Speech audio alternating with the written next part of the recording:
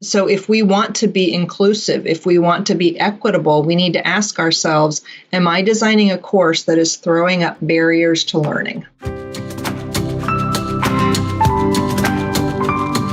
I'm Celisa Steele. I'm Jeff Cobb, and this is the Leading Learning Podcast.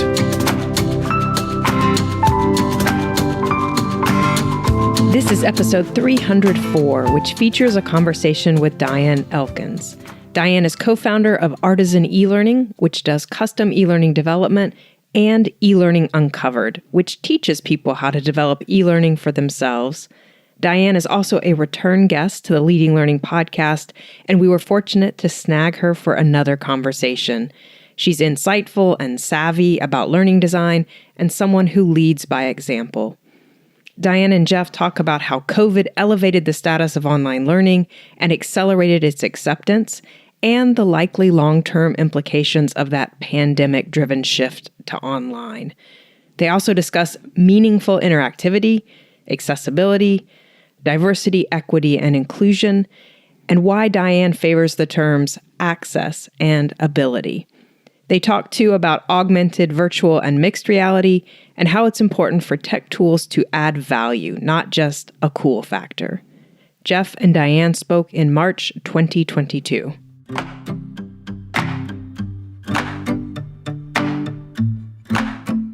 We're in the midst now of, or possibly emerging, I guess, from a time when e-learning has enjoyed a surge unlike anything that we've seen before. But obviously, that's been driven largely by necessity. It's been driven by this background of COVID, which has just, changed so many things for all of us. So I'd love to get your view. What has happened with online learning, so many people now having to, participate in online learning, so many organizations having to create it.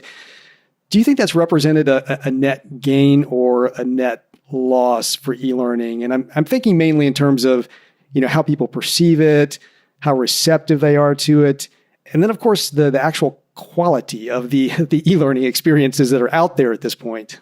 Yeah, I think it's a great question. And overall, I think it has been a net gain. But it's been there's ups and downs in all areas. I think that the requirement to go online has broken through so many barriers that have existed for years.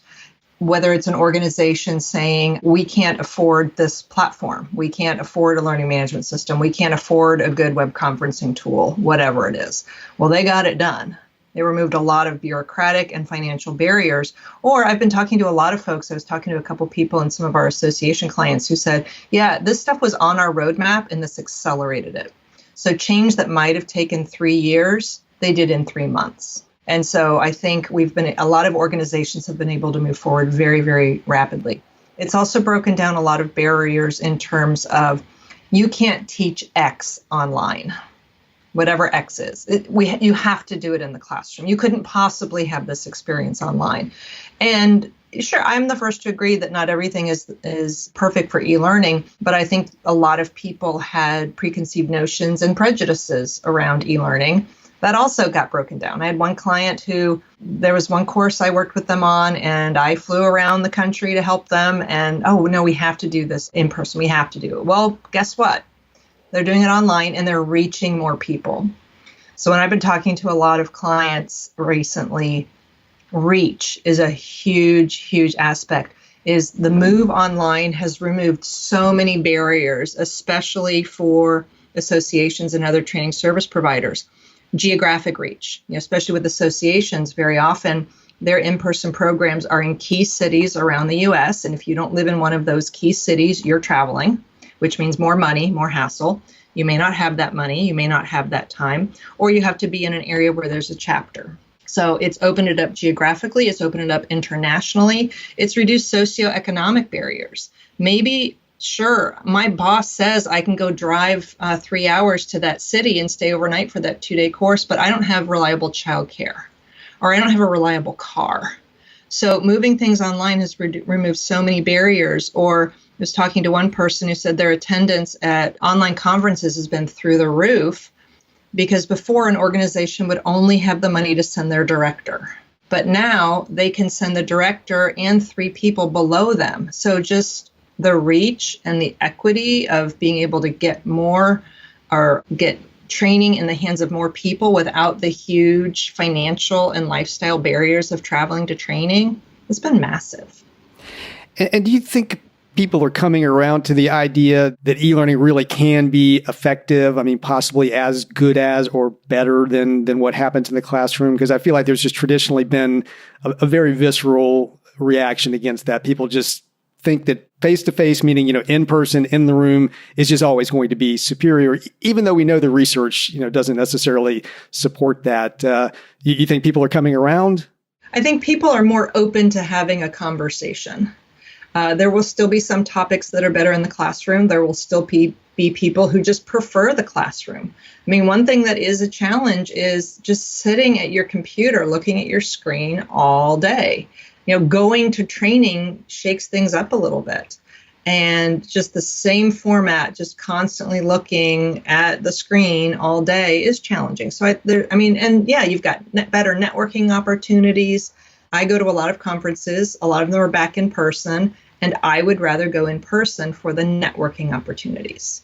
So I get just as good content from an online conference, but I don't get the same experience from an online conference. So I think there's room for both, but people are absolutely open to it. I am not hearing a lot of, wow, our training is so much less effective. I'm not hearing that. Good design is good design, bad design is bad design. So a poorly designed e-learning course is not going to be better. Poorly designed classroom course isn't going to be better. But that is one trend that I think we need to be careful about, is so much was done so quickly. That second quarter of 2020, so many things got turned out quickly, and instructional designers and instructional technologists were essential personnel for the first time in the history of the world, as far as I know. They had to work so quickly that, the training probably wasn't ideal. And I think now is a great time to look back over the last 2 years and say, what have we done? What's working? What's not? And now we can move forward more strategically. We move from survival mode to thriving mode and really think about the best fit. And I think people will be way more open to that conversation now. Well, I certainly hope it does lead to that organizations are able to be more strategic. You mentioned instructional design there, and I know from our past research that the use of instructional designers, at least by the types of organizations that are in our audience, those sort of market-facing learning businesses, it really wasn't considered essential. In fact, most of them were not using any form of professional instructional design, whether that meant hiring somebody or having somebody on staff who actually had those credentials. As a result, they probably weren't creating the most effective e-learning experiences in the world. But I'm betting, and we haven't done any research on this, that as organizations had to step up, had to create new content to get it online, I suspect that most of them went ahead and just sort of did what they could without the instructional design help. Probably, ran into quite a few struggles. They may be dealing with some backlash from that now. I'm wondering in general, what have you seen organizations struggle with the most as they've had to move to creating and delivering probably much more online learning than they have in the past, maybe with an instructional designer, maybe not? Some of what I've seen would be polls for polls' sake. I see this a lot. In fact, I remember getting some advice, and we don't do a lot of the virtual live. We tend to do more self-paced, but people call me. And at least 3 times in the first month or 2, I literally said to people, I hereby free you from the obligation of using a poll. So it's like they had to, I need a poll question. No, you don't. If you have something worth polling, great. I was talking to someone who had to convert a ton of computer training. So how to use a computer system online. She had to do it very quickly. It was a huge initiative, made more important by the pandemic because she was handling the call center in a retail. And so all of their business was moving to their internet call center. Hugely important. And she's like, but Diane, I don't have any polls. I don't have any polls. You don't need any polls. She was doing computer training. Their practice, their interaction was in the system setting up customers. Her program was highly interactive. And I did. If I had a scepter, I would, tap her on each shoulder. I hereby release you. So that's one of my pet peeves, polls for the sake of polls. I think another big problem people are having is they're just taking their same slides and putting them online. And let's be honest, most people have lousy slides. And in a classroom, in a physical classroom, the speaker is the primary visual. And yeah, I'd rather you have nice slides than bad slides, but a great instructor can carry a bad PowerPoint. You're online, you lose so much of that. You're in self-paced online, you lose so much more. And then the other thing that is, if you find yourself saying these words, I want you to rethink your life choices, okay? So you're doing a webinar, and one of the first things you say is, I want this to be interactive. If you want people to know that it will be interactive, interact. If they're not interacting, and I don't mean a poll that means nothing, if they're not interacting within the first 6 minutes, then you're setting the tone for them to sit back and be passive, and you're actually going to have more trouble getting them to be interactive. How do you make them know? By doing it. So I think there are a lot of strategies, and again, that's all virtual instructor led. But I think there are a lot of things people can do to make the experience better online. I mean, it's your brand. And if you're in a competitive marketplace, yeah, people put up with a lot of bad everything during the pandemic. I mean, we dealt with a lot. And as we emerge, people are going to decide who to stick with. And so I think really evaluating your quality is going to matter. And I don't just mean your production values. I mentioned our mission at Artisan is to help people know what to do. People will gravitate towards the solutions that solve their problems. And so if your 1 hour webinar has 20 minutes of intro, that's not going to keep people. What problem of theirs are you solving? What decision are you going to help them make? What thing that they care about will they be better at tomorrow than they are today? If you're that person, it doesn't matter as much if your production values are smaller. Think about when you look at a YouTube video, to learn something. You care that you walked away knowing what to do, even if the person wasn't perfectly polished. So if you're looking to improve, I would focus there first. Well, it's interesting. As I'm listening to you, I'm sort of picturing myself as the learner on the other end, and I've been in those situations where I've been subjected to multiple polls that didn't really seem to have anything to do with anything, or, being told that I need to interact when I haven't necessarily been given anything to interact with.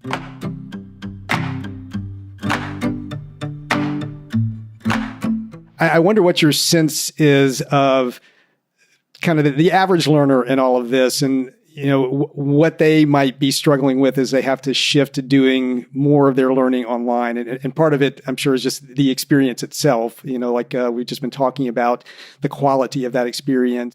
But in addition to that, or maybe elaborate on that some more from the standpoint of that average learner, what's the challenge of all this online now? I think a lot of it is Zoom fatigue. It's real, where we're just sitting through so much of our day. For folks who are used to working in an office, you get up, you go to a meeting, you go to the copier, you chat with somebody, you go over to talk to somebody. There's so much sitting.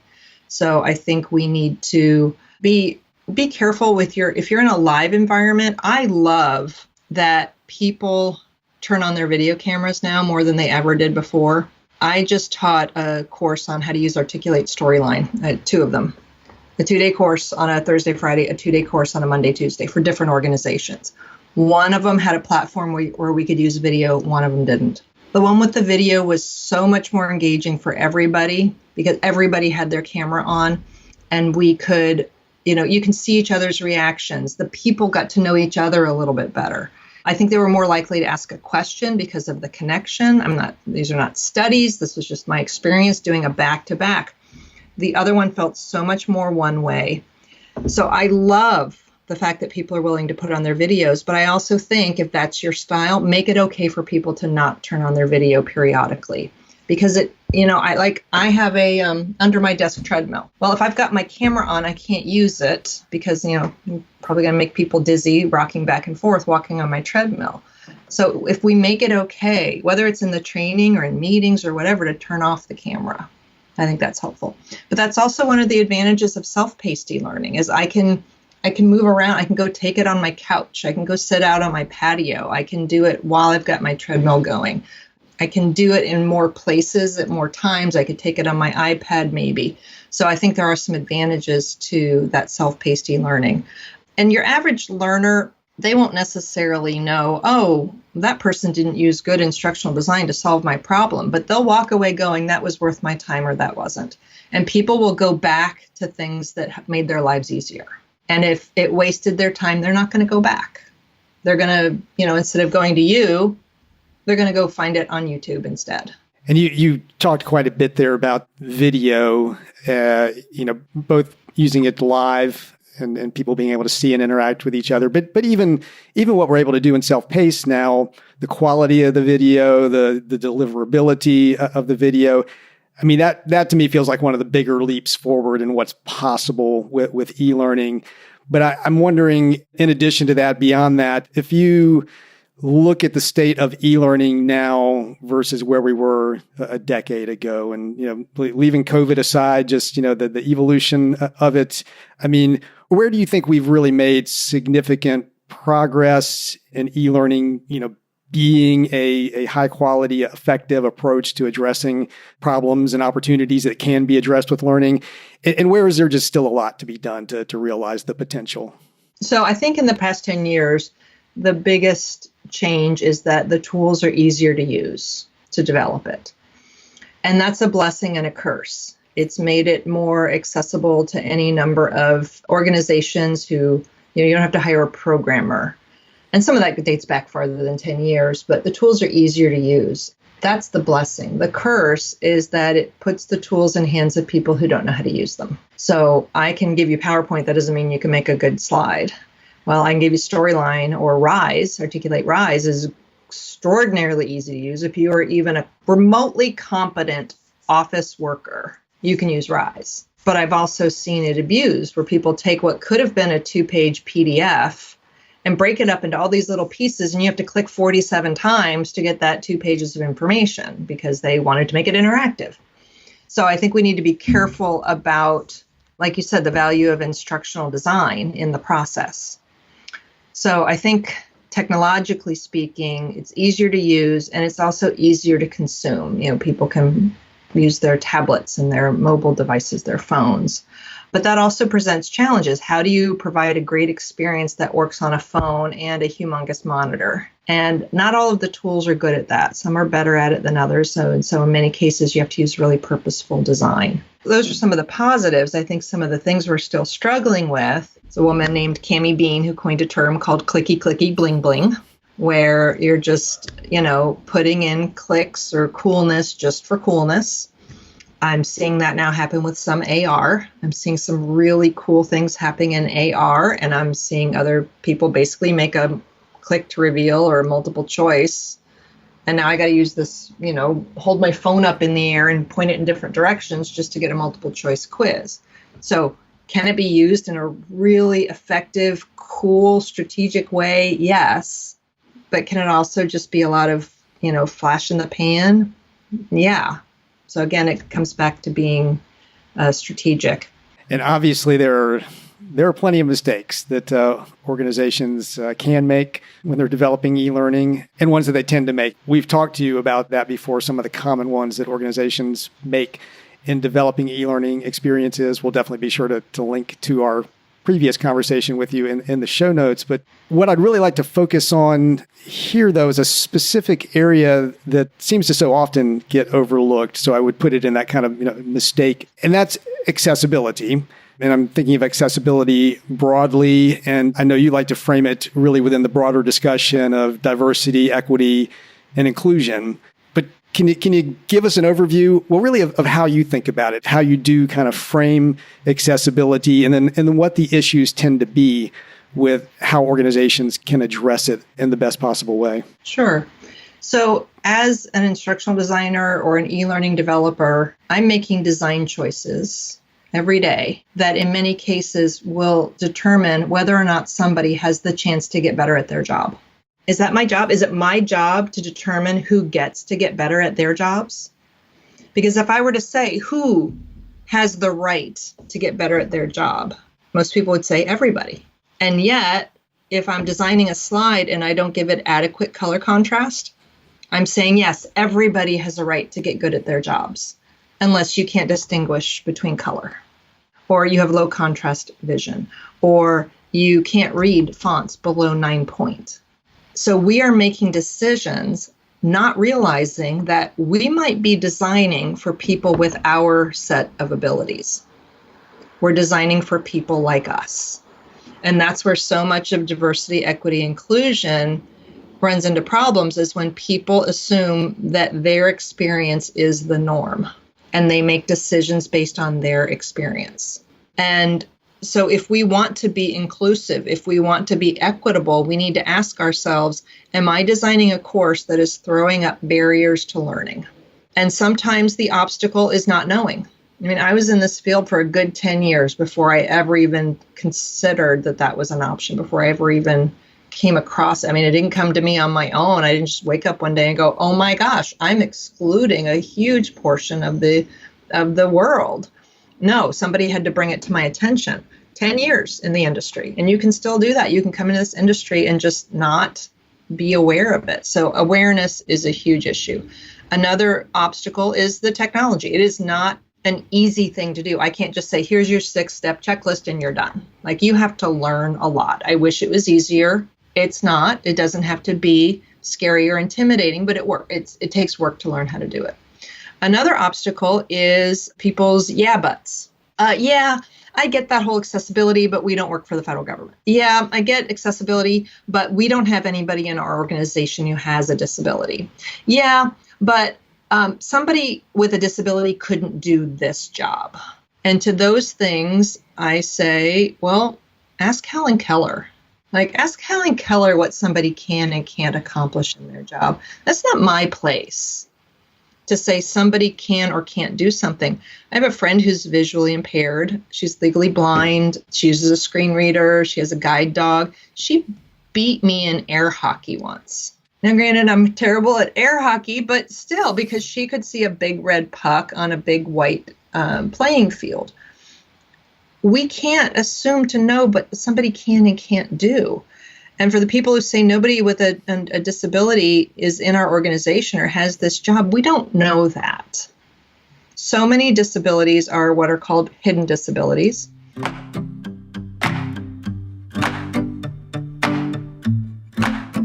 My coworker, Amy, knows of several people who worked very high level management at Fortune 500 companies, one who is legally blind, one who wears hearing aids, and neither of them self-identified to their organizations. There's a stigma with self-identifying. So A, you don't know that. If you want to say nobody in an organization is A, you don't know that. B, why not? If we really want to ask the questions, what organizational obstacles are in place that are keeping you from having anybody with a disability in your organization? And thirdly, for how long?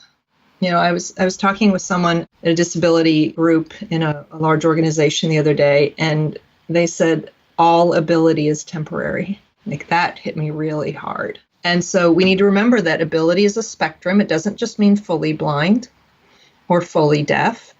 And it sometimes it's temporary.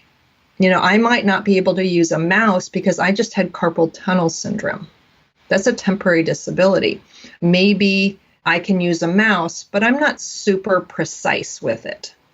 So making those buttons so small and so close together, and then I clicked the wrong one and you auto-graded it. The minute I clicked, it got graded. There was no submit button. I didn't have a chance. I got it wrong just because I'm not precise with my mouse, or there was a time limit. And so I worked more slowly with a mouse, and that time limit kept me from being successful, or even just auto-advancing to the next slide. That means you're telling me how long it will take me to process this information. So there's so many ways that we can throw barriers in people's way without realizing it. And so if we want to take advantage of this groundswell of support around DE&I, we need to make sure that ability is part of the conversation. And I've actually stopped using the word accessibility because I think it has a lot of baggage. People have preconceived notions. It either applies to me or it doesn't. So We need to insinuate ourselves in our organizations, our clients, whoever it is, our clients' conversations, our internal conversations about DE&I. And usually it's around race, it's around age, it's around gender identity, national origin. All of those are great things to do, but ability is often not part of that conversation. And so I know a lot of people who are trying to use more representative images from a race perspective or a gender perspective, but what about ability? Is that the terminology you use at this point? You refer to it as ability rather than disability or accessibility. You're just talking about addressing ability when you're creating all forms of ability. And then the other term I use a lot is access. Accessibility, which is a very similar word, has baggage. I'll be really honest, it has baggage. So if I ask a question of a client, how important it is that this is accessible to individuals with disabilities, it brings up their preset answers. But if I say instead, let's talk about equal access to this content. Let's talk about how we can make sure everyone has access to this professional development opportunity. They enter that conversation very differently. So I've started talking about access and equal access. And I think it opens up people's minds. And so if you're a training business, you can do it because it's a competitive advantage and do it because it's the right thing to do. Accessibility is having its day. I have been asked to speak on accessibility more in the last 6 months than I have in the last 5 years. And so you're either becoming part of the conversation or you're going to be left behind because it's happening. I do feel like I hear and see much more about it now. Back in our pre-leading learning, pre-Tagoras days, we actually had a learning management system company, and we attempted at the time and did the best we could around accessibility issues with learning management systems. In fact, we worked with a great organization, Nobility, that may still be run by Sharon Rush. She was just a great leader thinker in terms of technology and ability, accessibility, and really helping to spearhead that effort. But then I feel like once we got out of that and started looking at learning management systems over the years as we're helping organizations select them and implement them, that it just did not feel like that focus had caught on. But I feel like we are seeing it now. We are getting more technology companies that are tuned into Section 508, that are tuned into, I never know the right way to say it, WCAG or... Yeah, I call it WCAG. There's different ways to say it. But those sorts of standards. But it still feels like it has, quite a ways to go. We did do in collaboration with Nick Steenhout, who consults on accessibility and technology issues. We did a video on LMS accessibility as a prelude to our live review event that we do every year with LMS demonstrations. And that's been great to have out there as a resource. But yeah, I think you said, like you put it, the conversation is growing. It feels like it's getting a lot more attention. I'm looking forward to getting a lot more attention than it has, and particularly to the platform providers really being tuned into it and it just being almost something you don't even have to ask about anymore. It's just going to be there.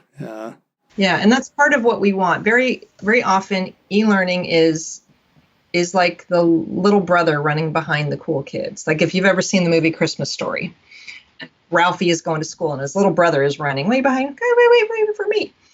E-learning is often that way to the rest of the web world. We were years behind in terms of mobile design and then responsive design. And I think we're running behind the rest of the world in accessibility. And the tools are making some improvements. They're better than they used to be. I know a lot of the major tool providers have shown a really big commitment to it over the last few years. And so it's getting better, but I don't think we're running where we need to be yet. Yeah, that is true about the rest of the world too. I feel like one of the sources of positive influence that I'm seeing are Canadian-based technology companies where they do have better national standards around the issue than at least better adherence or regulation of those standards, I think, than happens in the United States. The other thing that's happening that is shifting the conversation is, so that from the DEI perspective is more that it's the right thing to do, but then there's also it's the law. And the only formal law we have is the Section 508, which only applies to federal government communication. Many states have their own laws, but that also applies only to state communication. However, case law is starting to change that. Case law is starting to say, no. If you have to be physically accessible, you have to be electronically accessible. So there was case law around Domino's Pizza. There's no law that says their app or website needs to be accessible. No law says that. But Americans with Disabilities, it's being considered discriminatory. It says if your physical location is required to be accessible to someone, why wouldn't your website be? And so where there is no law, there's starting to be case law. And so, whether you want to do it because it's the right thing to do or because it's the law, there are more and more lawsuits coming out now for organizations' websites. And let me just be really clear that I'm a hypocrite right now. My website is not WCAG compliant. I am working on it, progress over perfection. But there are organizations that are using automated systems to scan websites and find flaws and then send letters from lawyers. So there's any number of reasons. And, if you're a small business especially, one lawsuit can wreak major, major havoc. And if you're a big organization, not just the financial, but the reputational risk, because you don't want to be that Domino's case study in the news.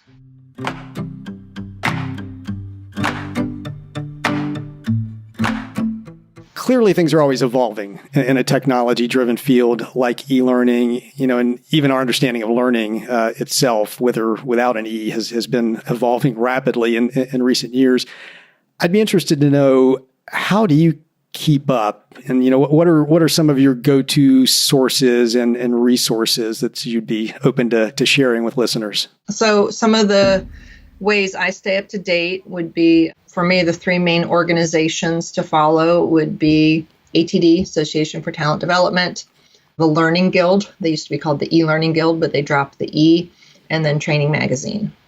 So all three of those organizations have blogs, conferences, newsletters, magazines, free webinars, paid webinars, like so much information. Even if you just focus on the free stuff, so much to learn. And then if you want to, go deeper and invest in a conference or something. So those are my go-tos. I get emails from them every day. I don't read them every day, but I at least skim them to see, what's going on. And then I think my other biggest source is LinkedIn.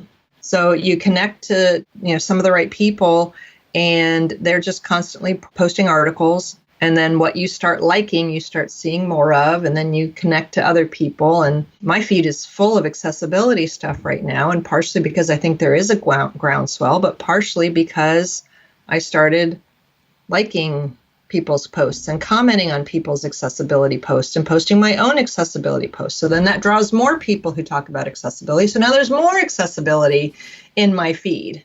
So if you want to learn more about a specific subject, just just go into LinkedIn and do hashtag accessibility, and you'll see all kinds of things. And, it's just going to start shaping your feed to show the types of things you're interested in. But there's so many people out there just giving great links to great articles. And that's where I find a lot of the stuff that I care about. Accessibility is obviously an area that you're tracking a great deal. What are some other areas? What are some of the trends that have you most excited right now? So accessibility, yes, is definitely a big trend that I'm interested in. I've been keeping my eye on AR and VR for quite a while. We at Artisan have never quite taken the plunge.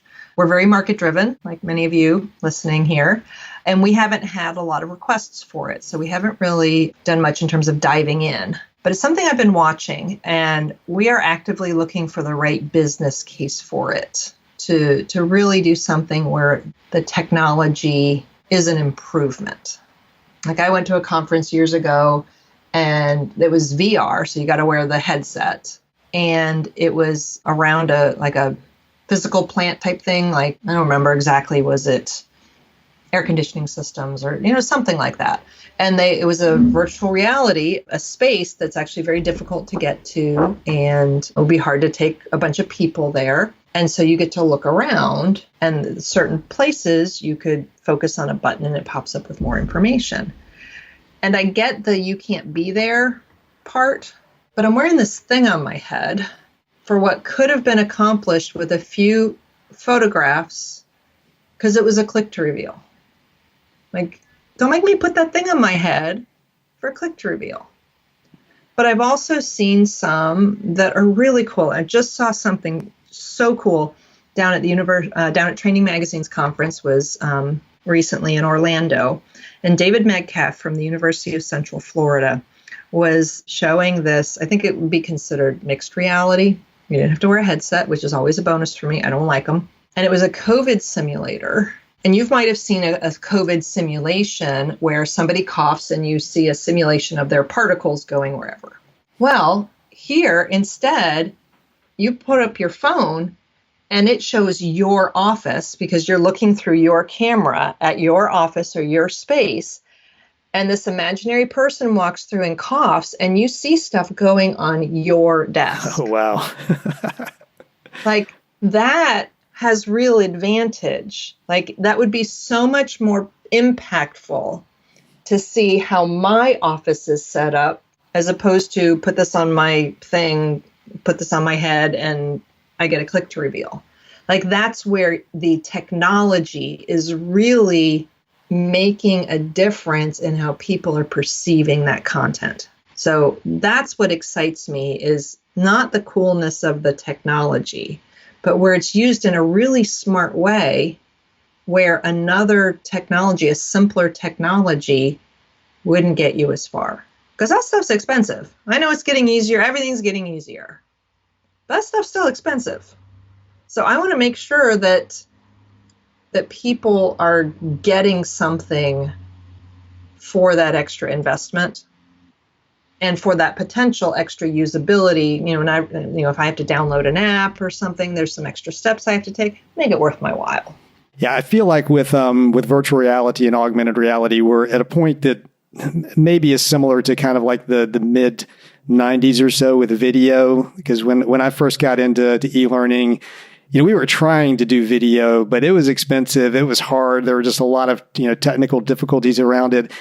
And I think it wasn't until it became really easy and that you could experiment with it and screw up and use your imagination. And it didn't, like you said, like right now, VR and AR are expensive. You're not going to play around a whole lot with them if you're trying to develop something. We need to get to that point where you can play around with them and make all sorts of mistakes and try out things that turn out to be stupid, but ultimately find the things that yes, really do add a lot of value. Hopefully that's not the VR version of TikTok, but who knows where we'll get to with it. But well, Diane, it's always such a pleasure talking with you. You're just always so smart in how you think about and go about online learning. And I think that always comes through in conversations.